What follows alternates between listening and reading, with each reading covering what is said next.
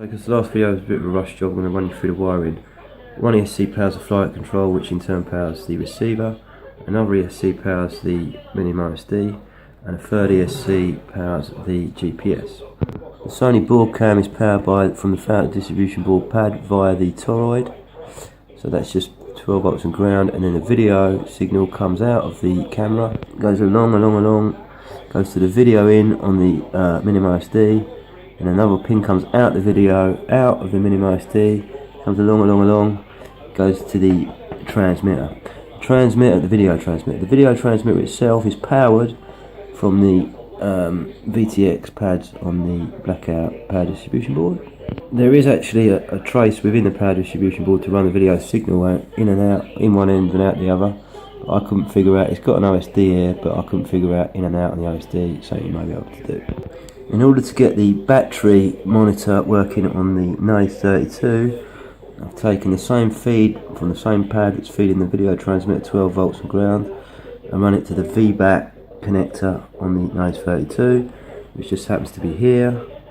So it's the furthest pin from the USB, and the top pin is positive, because that's how it works. So the top pin's red and the bottom pin's black. The VBATT is then configured within the Cleanflight, and you have to set min-max voltages, otherwise it will beep all day. And you have to set a scale so it measures the same as your battery monitor does, your battery checker, your manual battery checker does. The buzzer is as far away as it can be because of the mag field, and that is connected to the middle pins, these middle pins on the nose, and again the top is positive, the bottom pin is negative. The telemetry pins are unused in this build. The flight control is powered off one of the becs. All the other top here, along the top here, are signal. So you've got all four signals, and then we've got power and ground on one rail. The middle pins, vertically middle pins, are positive and the bottom pins are negative. So the middle pins are red and the bottom pins are black. You only need that on one coming in. So the receiver's powered off the flight control. Pins 3 and 4 are bridged, which puts it in cppm mode on the receiver, and then channel 1 from the receiver outputs cppm, and that goes to channel 1 pin on the board, which I showed you before, and then channel 2 and ground from the receiver come up, make a couple of cables up, come up, and they basically connect to the RSSI pins and ground pins on the MinimOSD, i.e. those labelled TX, TISS and ground, or associated ground to that on this board. So fourth from the right and third from the right. As far as the MinimOSD is concerned, again I will reiterate, we are not using the two outermost pins. The board is powered from one of the becs, or the becs on one of the ESCs. So that's basically how it's sitting under all of that. So this pin is 5 volts from one of the becs, this pin is ground from one of the becs, and then these two pins go to these two pins, RX to TX, TX to RX. The flight controller is plastic dipped, and that is the barometer, and there's foam put over that, and then plastic dipped, and then punched through the foam with a pin.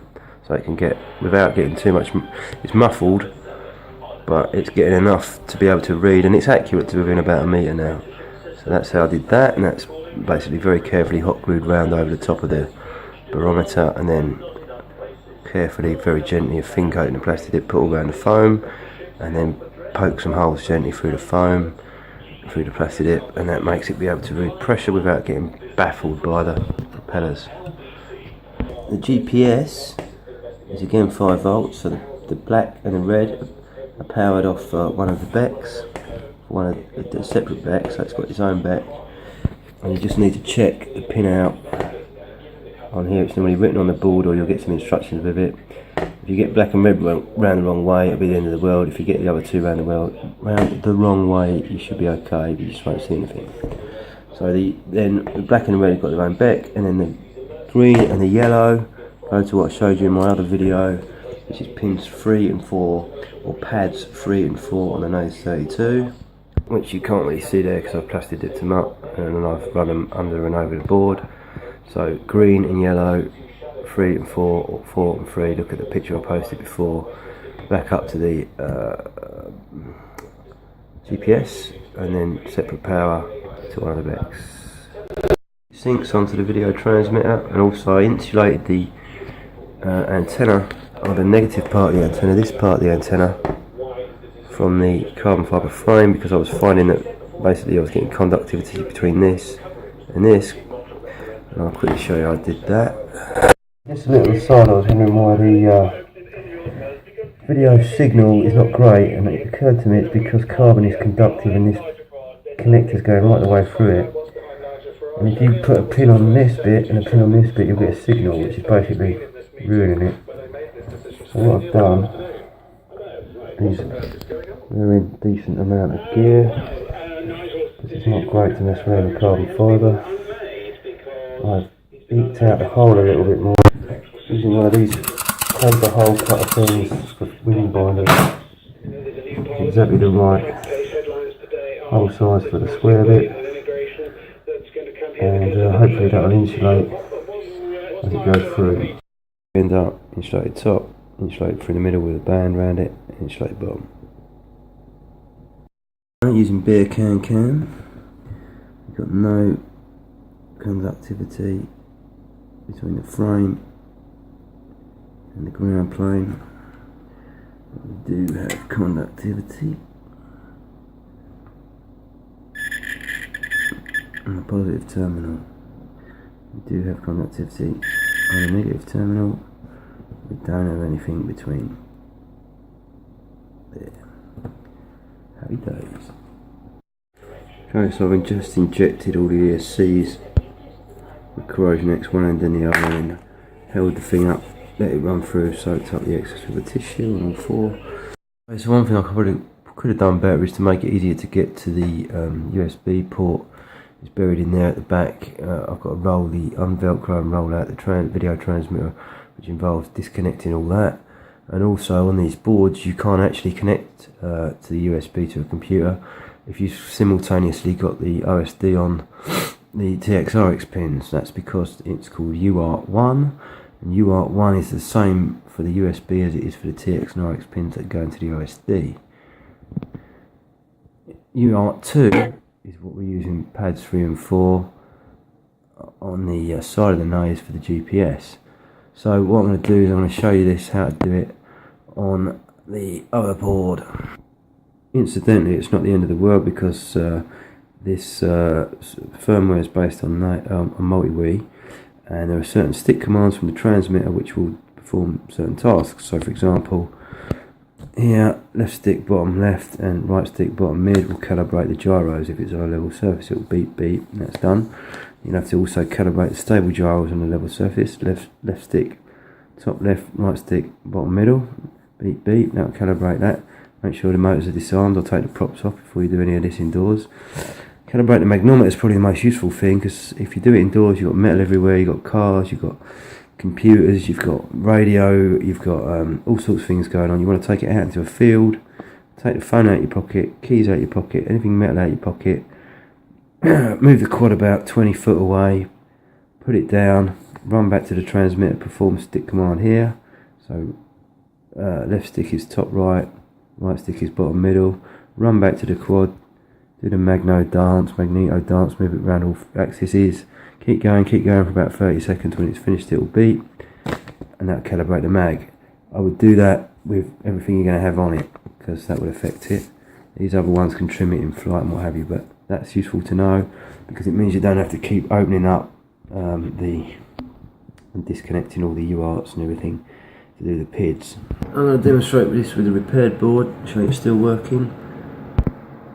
So there we go, even though it's had the cppm trace repaired, had plastic dip pulled all over it, ripped off, had the magnetometer ripped off of it, and run with it, shorted out, it's still good to go.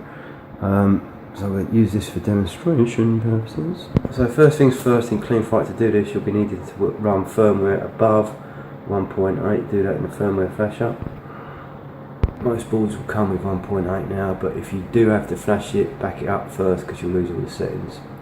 But the reason for this is that you can now configure different ports. So UART1 and UART2 is what we're interested in. UART1 we're going to use for MSP, which is basically the telemetry to the OSD, and that's running at the baud rate of 11.5200. We're going to also tick UART2, and we're only going to tick the GPS, and we're going to run that at 57.600 because there's been packet loss observed apparently at 115200. So you would click there, click save and reboot. Once you've done that, you enable GPS here.